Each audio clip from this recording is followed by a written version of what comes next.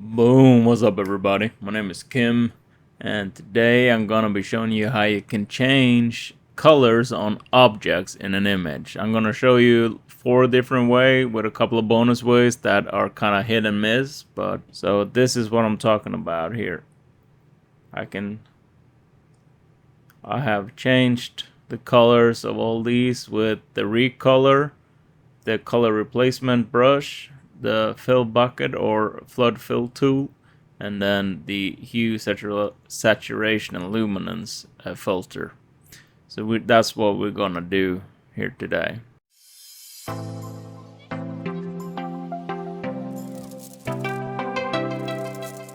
Now I have this image here. I'm gonna start here, and I'm gonna just go one at a time here. So first things first, you're gonna need to mask.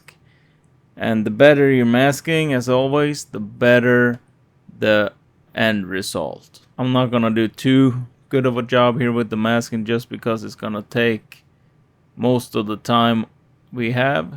So, but that's okay. We could always try and refine it just like that. Okay, apply. So now I have this here. The first thing we're gonna do is recolor. So go down here to adjustments, go up to recolor. There you can see we have it recolor. So we can zoom out, and here you can adjust your saturation, your hue, and your luminance. So let's try and make this look realistic. Let's choose a green here, because I forgot which color it was. Let's see, what did I use? Red. So we used red there. So now you can double click on this one and we can go over here to the red, and that looks a little bit, dude, that's a good red color. Okay, that's the first thing. Command Control D to deselect. Now we gotta do it again. So I'm gonna stay here. I'm gonna go be on that one. Now I'm gonna zoom in again so I can choose or select this one, and not too shabby.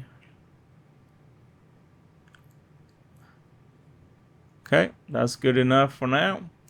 So the next one we're gonna do is the color replacement brush. Okay, so we go over here to your brush tool, right click, go down to color replacement. We're gonna now choose a purple color, and we can now color away here. It's sort of like sometimes it doesn't really go, I'm not entirely sure why, but you just have to go a few passes on it and it should happen. And it's trying to match the saturation and luminance level that is what you're replacing the color of. But as you can see, it's not the easiest way to do this. At least not, I don't know if it doesn't like my Wacom tablet or my mouse here. It just takes a long time for it to do what it's supposed to do.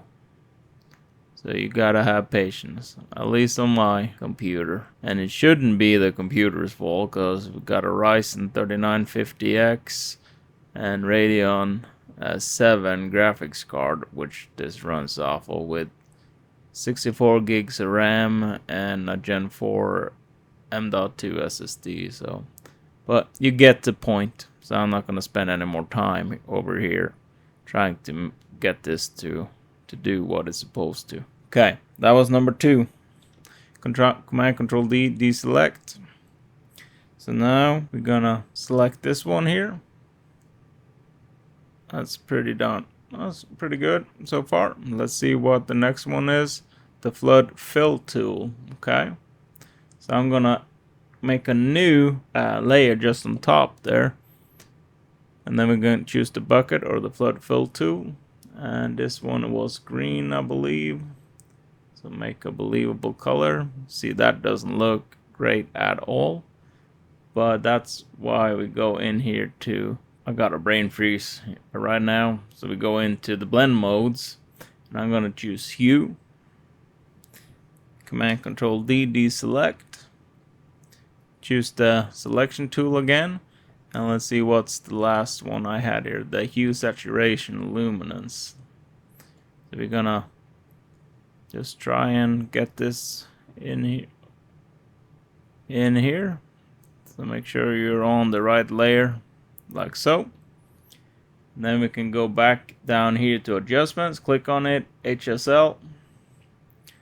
And now you can adjust your hue.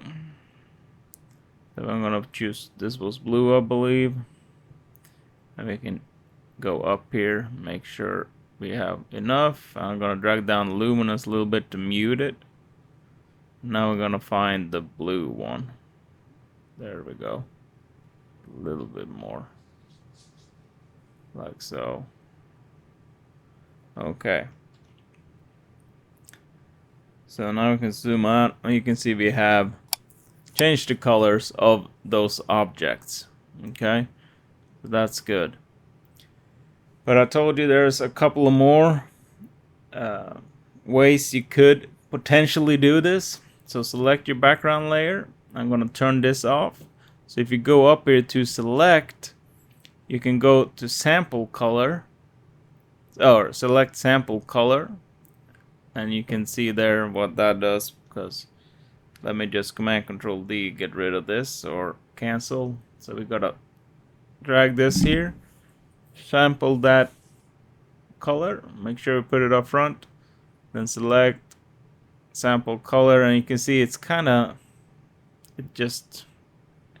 it's very hit or miss this, if it works and give you a good result or not. Okay, and then we can go back up here to select. You can go color range, so you can choose, since we have red here, you can go and choose a red one. Let's see what would happen if I just go here and do a recolor. So you can see it will recolor the whole image, or everything that has the most red in it.